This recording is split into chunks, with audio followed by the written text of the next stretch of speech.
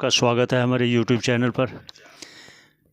आइए सबके मंगल की कामना करते हुए आज उपनिषद है एक जो ईशावास्य उपनिषद का श्रवण करते हैं, जो चल रहा है विस्तार से स्वाध्याय रूप।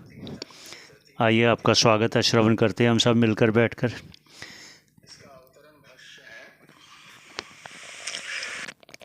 न मंत्राणाम ज्यामिता अस्ति इत्यादि। इस अवतरण वाक्य का विचार अभी हम लोगों को करना है। तो इस वाक्य को देखिए, न मंत्राणाम ज्यामिता अस्ति इति पूर्व मंत्रोक्तम अपि अर्थम पुनराह तदेजति इति। जो चतुर्थ मंत्र में अर्थ बताया गया वही पंचम मंत्र में बताया जा रहा है।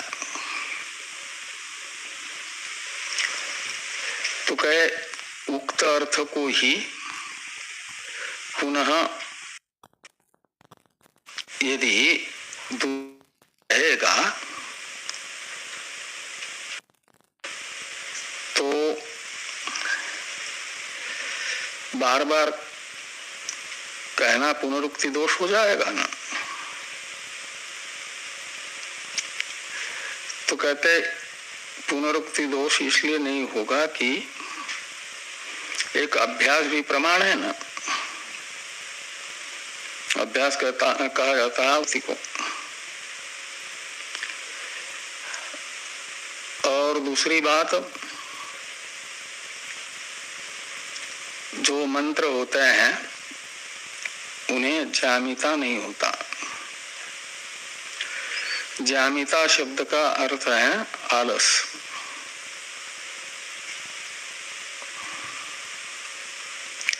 तो मंत्राणाम ज्यामिता नास्ति, न का अन्वय अस्ति के साथ करिए।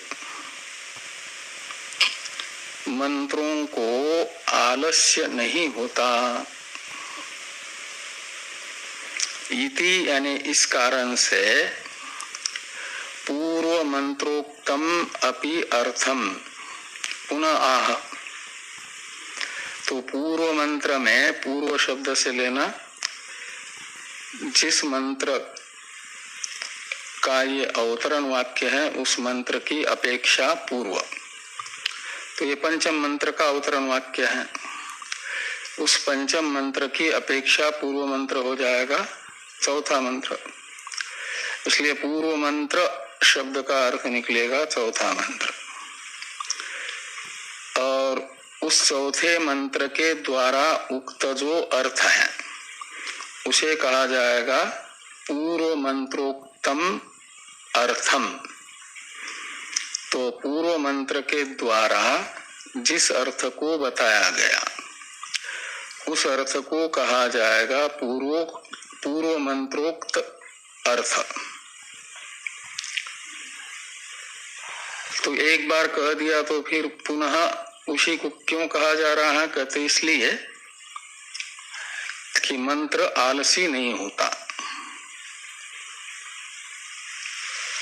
सामने वाला जब तक न समझे तब तक शब्दांतर से प्रक्रियांतर से उसी अर्थ को एक ही को तो समझाना है।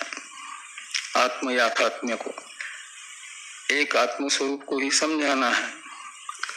और वह आत्म स्वरूप जब तक आत्म जिज्ञासु को करामलकवत अनुभव में न आ जाए तब तक प्रकारांतर से शब्दांतर से कहा जाता है मंत्रों के द्वारा, क्योंकि मंत्र आलसी नहीं होते हैं।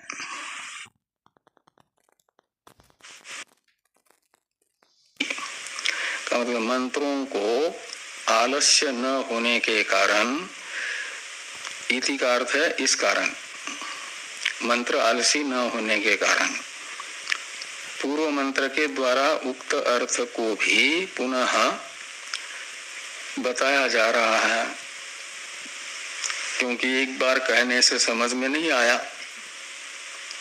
तो दोबारा शब्दांतर के द्वारा वही समझाया जा रहा है।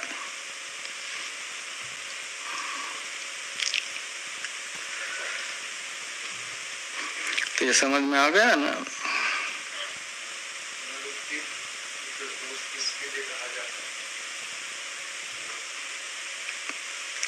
तो पुनरुक्ति एक दोष होता है यदि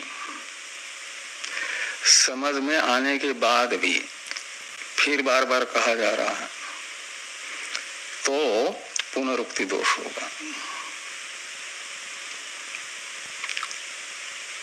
सामने वाले की जिज्ञासा नहीं है और कहा जा रहा है। उस जिज्ञासु है, एक प्रकार से समझाया, नहीं समझ में आया, लेकिन समझना चाहता है न के न प्रकार न, तो पुनः प्रकारांतर से समझा जाता है, तो उसे अभ्यास नामक तात्पर्य निर्णायक प्रमाण कहा जाता है।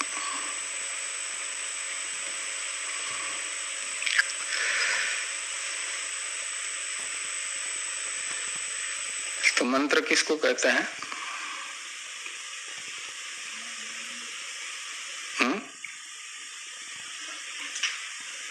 मंत्र क्या है? कैसे शब्द?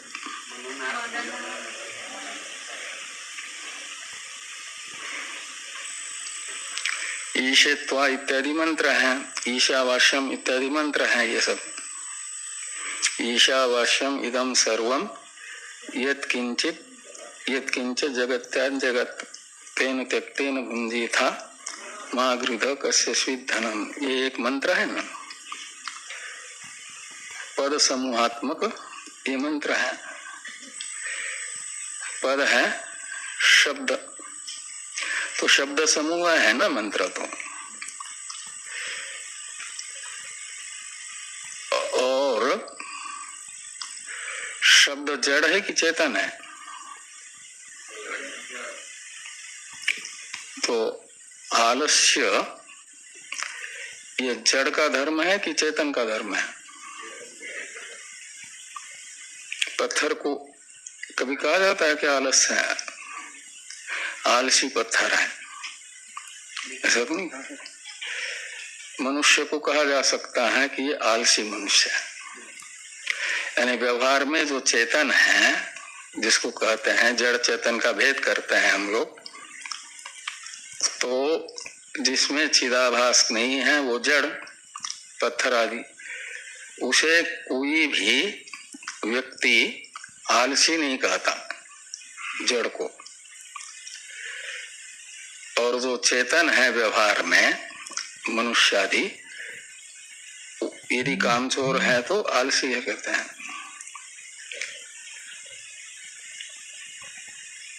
इसका अर्थ है कि आलस्य ये धर्म चेतन का है, और मंत्र तो शब्दात्मक होने से, एक प्रकार से शब्द समूहात्मक होने से जड़ है।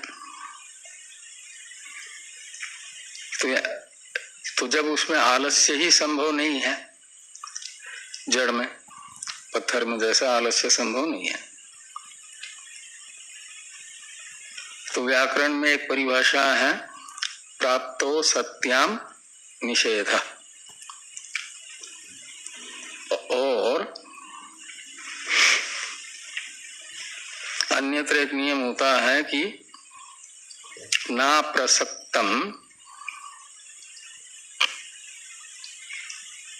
निषेध है, तो जिसकी प्राप्ति ही नहीं है, अप्रसक्तम का अर्थ है अप्राप्तम, प्रसक्तम का अर्थ होता है प्राप्तम।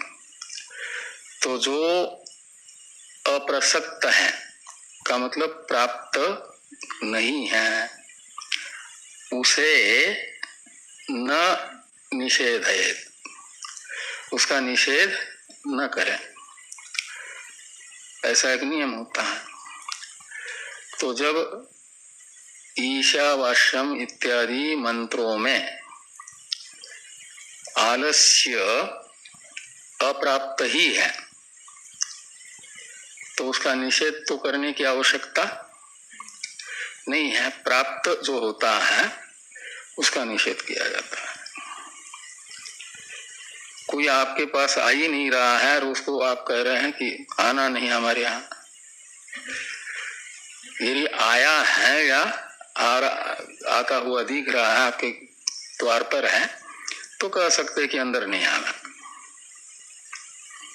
क्योंकि उसका अंदर प्रवेश प्राप्त होने वाला है।